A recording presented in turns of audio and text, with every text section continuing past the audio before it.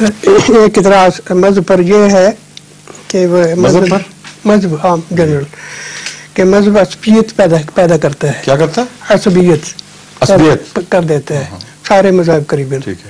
تو وہ کہتے ہیں کہ یہ اس انسانی معاشرے کے لیے مضر چیز ہے کیونکہ قومیتیں عصبیت پیدا نہیں کرتی. کہتے ہیں وہ بھی مضر ہے.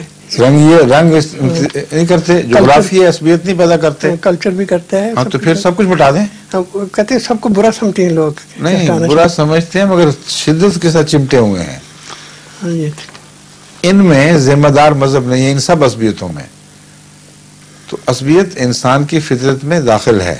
اگر اسے پوری طرح اس کی تعدیب کر کے اس کو صحیح رخ نہ عطا کریں تو عصبیت تو انسان کا پیشہ ہے روزمرہ کا.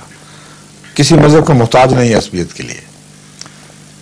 یہ ساری عصبیتیں ثابت کرتی ہیں کہ کوئی مذہب اس کا ذمہ دار نہیں.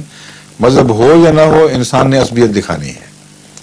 عصبیت نہ ہوتی تو قبائل ہی نہ بنتے، قوموں کا وجود نہ ہوتا. مگر مذہب نے عصبیت کی تعدیب فرمائی ہے اور مذاہب کی تعلیمات عصبیت کے خلاف جھنڈے بلند کرتی ہیں.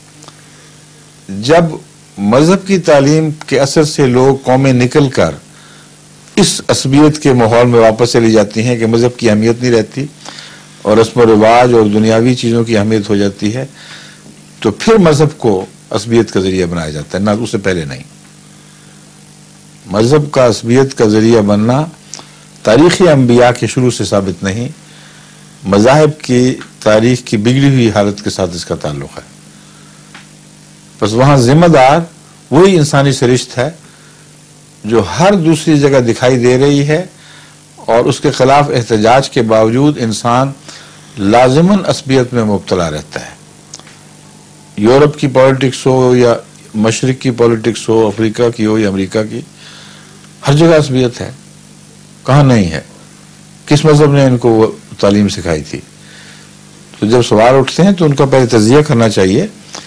دیکھیں تو صحیح کہ کس حد تک اس میں حقیقت ہے.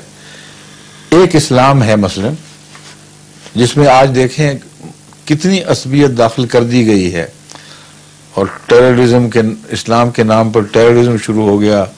اسلام کے نام پر دوسری قوموں کی مخالفتوں کی باقاعدہ درسوں میں تعلیم دی جا رہی ہے. اور اسلام یہ اعلان کرتا ہے محمد رسول اللہ کے متعلق لا شرقیت ولا غربیہ، نہ وہ مشرق ہے نہ مغرب ہے. محمد رسول اللہ صلی اللہ علیہ وسلم اعلان فرماتے ہیں ساری عصبیتوں کے میں آج پاؤں کے نیچے کو چل رہا ہوں حجۃ الوداع کے موقع پر. اور نہ کوئی عرب کو عجم پر فضیلت ہے نہ عجم کو عرب پر فضیلت ہے. تو مذہب میں ذمہ دار نہیں ہے. مذہب نے تو ہمیشہ جہاد کیا ہے عصبیت کے خلاف. بگڑے ہوئے لوگ خواہ مذہب سے تعلق رکھیں یا غیر مذاہب سے یا لا مذہب ہوں، ان کے اندر عصبیت کے رجحانات ہیں جو سر اٹھاتے ہیں اور دنیا کو نقصان پہنچاتے ہیں.